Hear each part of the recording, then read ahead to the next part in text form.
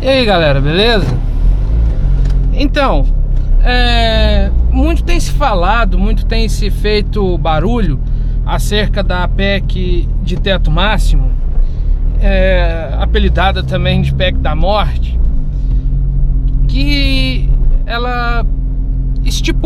essa PEC ela estipula um teto para gastos e reajustes a partir do ano que vem e deixa essa parte de reajuste congelado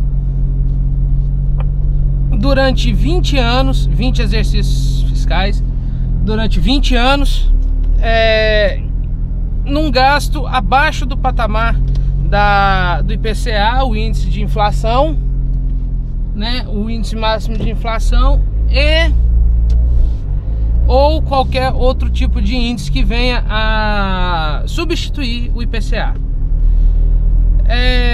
Muito tem se falado de que essa PEC ela vai afetar somente os pobres, vai afetar programas sociais, vai afetar educação, vai ser afetado investimento na educação, investimento na saúde. Porém, isso tudo não passa de barulho. Eu dei uma dissecada, dei uma lida completa em cima da PEC e em cima de todos os artigos que são citados nessa mesma lei, nesse mesmo projeto de emenda constitucional. Eu fiz uma leitura e dissequei ela para fazer esse vídeo de uma forma bem detalhada e de uma forma a mais precisa possível. Primeiro, não posso deixar de falar que isso de que vai ser cortado gasto da educação e da saúde, vai retroceder o que já é gasto na educação e na saúde, é uma mentira, tá? Porque no artigo 103, o parágrafo 6º dessa PEC, ela exclui alguns pontos desse limite que não entrarão, não vão sofrer nenhum tipo de intervenção por essa PEC. E nisso se inclui, no que diz a respeito aos repasses, isso inclui também a porcentagem mínima que é garantida por lei de repasse para a saúde e para a educação. Então, assim, isso é uma grande mentira. Educação e saúde são duas áreas que não serão afetadas, porque hoje o repasse ele é batido em 15%. O repasse o investimento dessas duas áreas é batido em 15%, que é o mínimo alegado pela Constituição. Não se pode repassar menos do que isso, do que 15% para a educação, do que constitui todo o orçamento da União. Tudo o que é arrecadado, seja por imposto, seja o meio que for, todo tipo de arrecadamento 15% é convertido pela União para a área de saúde e para a área de educação. 15% saúde e 15% educação, tá? É de modo separado. E isso, essa nova lei orçamentária, essa nova lei fiscal, ela não altera isso de forma alguma. Ela também barra, além disso, os reajustes de estipêndios, reajustes de salariais dos servidores públicos. Isso inclui também os políticos, ou seja, eles não podem fazer reajustes salariais ou reajustes de investimento de gabinete, fundo de gabinete, acima desse patamar também, e nem acima do que já é estipulado por lei anteriormente. Todas essas leis, elas são acrescidas pelo teto máximo de orçamentário, pelo teto máximo fiscal. fato é que o orçamento da União sofreu um buraco muito grande nos últimos 14 anos, porque não tinha uma meta máxima de investimentos. Era sempre injetado dinheiro em todos os lados e não se tinha um controle como esse dinheiro era investido, como esse dinheiro era aplicado. Ele entrava e saía na mesma proporção. Então, assim, principalmente para investimento em estatais nas estatais não dependentes, porque as estatais dependentes elas acabam entrando também nessa parte do teto orçamentário, porém as não dependentes estão excluídas, e a gente já vê o primeiro furo, ok, nessa lei da redação. Por isso que ela também é considerada uma lei ruim, porque ela estipula gastos para umas áreas, porém não estipula para outras áreas.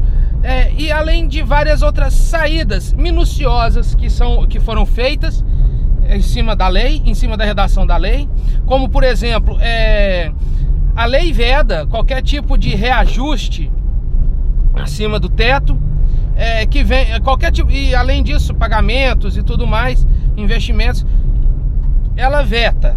Isso é proibido. Porém, qualquer tipo de pagamento ou de reajuste que já tenha sido feito através de lei, emenda constitucional ou intervenção judiciária anterior à publicação da lei do exercício, a valer a partir de 2017, qualquer coisa feita antes da publicação dessa lei deve ser paga e mantida. Ou seja, a gente tem aí também mais uma brecha.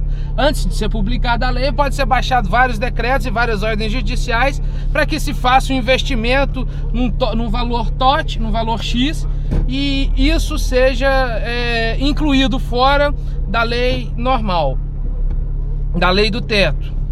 Ou seja, é uma forma de burlar antes mesmo dela ser publicada. Outra coisa também, outro furo que eu percebi, é que não é incluído nesse teto, pode ser feito, por exemplo, outras emendas, outras propostas de emendas orçamentárias, em questões de calamidade pública, em questões de necessidade para despesa de estatais não dependentes. O que são estatais não dependentes? As estatais não dependentes são aquelas que geram seus próprios recursos, mas que recebem também uma parte de repasse e recurso em questão de despesas do Estado. Ou seja, tem uma verba destinada via uma lei de investimento, destinada essa verba para estatal não dependente, para estatal que gera seus recursos, mas que também recebe recursos do governo. Aí a gente tem o BNDES, a gente tem o Banco do Brasil, a Caixa, a gente tem a Petrobras. Essas são as estatais não dependentes e que podem ter os seus valores reajustados acima do teto máximo da lei. Mais uma saída fácil, porque a gente sabe como que funciona, tanto que a gente viu nesses últimos 14 anos como que funciona essa injeção de capital em cima das estatais não dependentes. É revertido em forma de investimento e despesa, e aí é liberada essa verba. E dessa verba pode ser distribuída para pagar qualquer tipo de despesa, que é realmente uma maquiagem, na mais estrita forma da palavra, maquiagem de outros tipos de investimentos que não os investimentos verdadeiros. Por exemplo, a gente tinha aí investimento do governo federal em cima da Petrobras. A Petrobras investia milhões em propaganda, seja em blog, seja via rádio, via televisão. Ou seja, era um dinheiro que escoava em forma de publicidade e que a gente sabe que realmente não ia para publicidade, era uma forma de se lavar dinheiro. Como eu já disse em outro vídeo, as estatais são as maiores máquinas de lavar dinheiro que o poder público possui, né? A maior máquina de corrupção ativa e passiva que o Estado possui.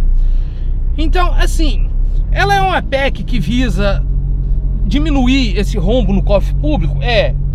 Em partes, porque ela nivela muito abaixo a lei de diretrizes orçamentárias, e as leis orçamentárias ela nivela muito por baixo, o que gera a possibilidade de uma geração de superávit primário muito grande. Porque a partir do momento que as metas elas estão niveladas abaixo, ou seja, muito baixo, essas metas elas são niveladas sempre em cima do IPCA ou qualquer outro índice que pode vir a substituir o IPCA. A gente não pode esquecer disso, que é outra brecha que se encontra, ou seja, pode substituir o IPCA a qualquer momento por qualquer outro tipo de índice publicado futuramente, igual aconteceu como a UFIR, que era o índice que se fazia esses nivelamentos, foi substituído pelo IPCA lá atrás. Isso pode vir a ser substituído também futuramente.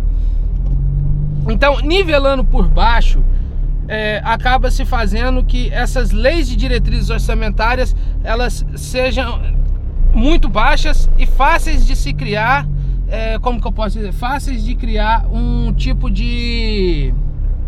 Fáceis de criar, como que eu posso dizer, um tipo de superávit, um tipo de dinheiro que vai sobrar e que a gente não sabe ao certo ainda qual será o destino desse dinheiro, se ele vai ficar guardado em cofre público ou se ele vai ser revestido para outros tipos de investimento. Esses são só alguns pontos dessa PEC. Eu ainda pretendo explorar isso mais a fundo em outros vídeos, de uma forma mais analítica e de uma forma mais crua, né? A princípio é uma lei neutra que pode trabalhar tanto de forma boa quanto de forma ruim. É necessário a gente observar que existe, por exemplo, o Bolsonaro, ele publicou um vídeo antes do encontro com o presidente e depois do encontro do presidente. O primeiro, ele já antecipando o voto dele, falando que era contra, e o segundo mudando o voto, colocando o voto a favor da PEC.